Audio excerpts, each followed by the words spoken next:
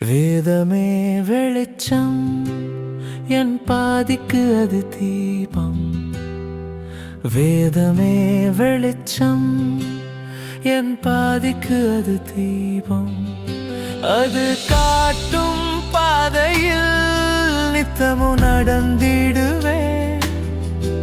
அது என்னை மகிமையில் சேர்த்திடும்.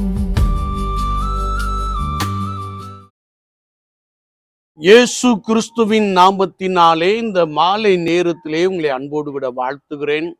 வேதத்தின் வெளிச்சம் என்ற நிகழ்விலே அழைப்பை குறித்து நாம் தியானித்துக் கொண்டே இருக்கிறோம். இன்றைக்கும் 2 நாளாகமத்தின் புஸ்தகம் 30ஆம் அதிகாரம் 8ஆம் வசனத்தை நாம் வாசிக்கின்ற பொழுது, உங்கள் கழுத்தை கடினப்படுத்தாதிருக்க அழைப்பு என்ற ஒரு வசனத்தை நாம் வாசிக்க முடியும். உங்கள் பிதாக்களை போலவே உங்கள் கழுத்தை கடினப்படுத்தாதிருங்கள். நீங்கள் கர்த்தருக்கு உடன்பட்டு அவருடைய பரிசுத்த ஸ்தலத்திற்கு வந்து அவரை சேவியுங்கள்.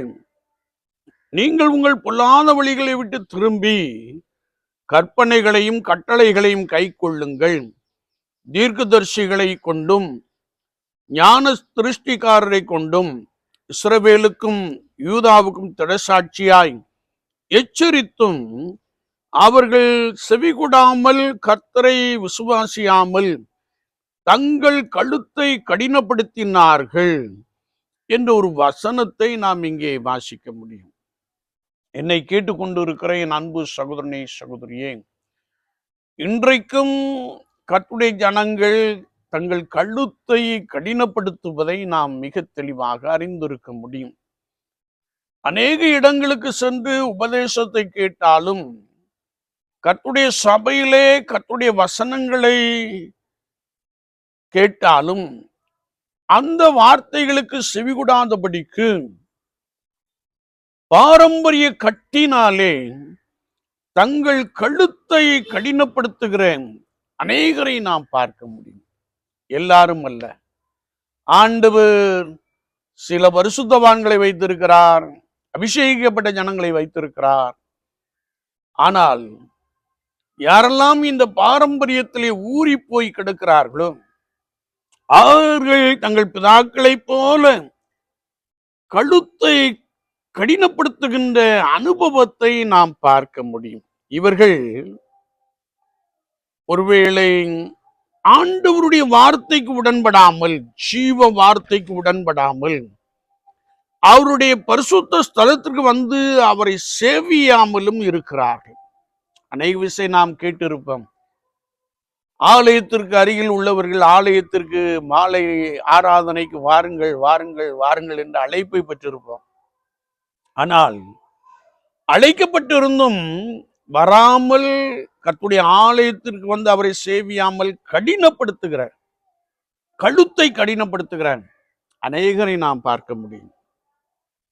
அது மாத்திரமல்ல, ஆண்டவர் அப்படிப்பட்டவர்களை பார்த்து சொல்லுகின்ற பொழுது, நீங்கள் உங்கள் பொல்லாத வழிகளை விட்டு திரும்பி கற்பனைகளையும் கட்டளைகளையும் கை கொள்ளுங்கள் என்று தீர்க்கதரிசிகளை கொண்டும் ஞான திருஷ்டிக்காரர்களை கொண்டும் திடசாட்சியாய் எச்சரித்தும் அவர்கள் செவிகொடாமல் கர்த்தரை விசுவாசியாமல் தங்கள் கழுத்தை கடினப்படுத்தினார்கள். சங்கீதக்காரன் அழகாய் சொல்லுகிறார், பாம்பாட்டிகள் வினோதமாய் ஊதினாலும் தங்கள் செவியை அடைத்துக் கொள்ளுகிற செவிட்டுரியனை போல் இருக்கிறார்கள் என்பதை நாம் தெளிவாய் வாசிக்க முடியும். என்னை கேட்டுக்கொண்டு இருக்கிற என் அன்பு சகோதரனே சகோதரியே, உன் கழுத்தை நீ கடினப்படுத்தாதே.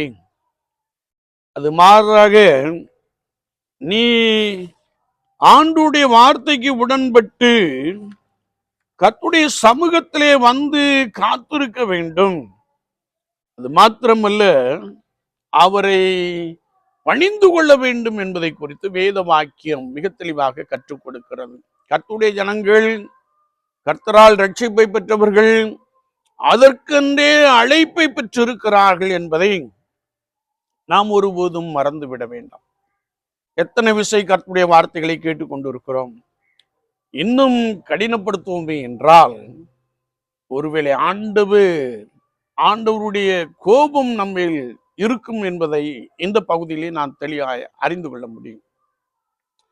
எனவே விசுவாச வாழ்க்கையிலே தீர்க்க தரிசனமான வார்த்தைகள் வருகின்ற பொழுது ஞான திருஷ்டிக்காரர் உங்களுக்கு கர்த்தருடைய வசனத்தை அனுப்புகின்ற பொழுது தேவாலயத்திற்கு வந்து அதை கேட்டு ஆண்டவரை சேவித்துக் கொள்ளுங்கள். கர்த்தருடைய வார்த்தைக்கு உடன்படுங்கள். அப்பொழுது கர்த்தர் உங்களை உயர்த்துவார். ஆமீன், ஆமீன்.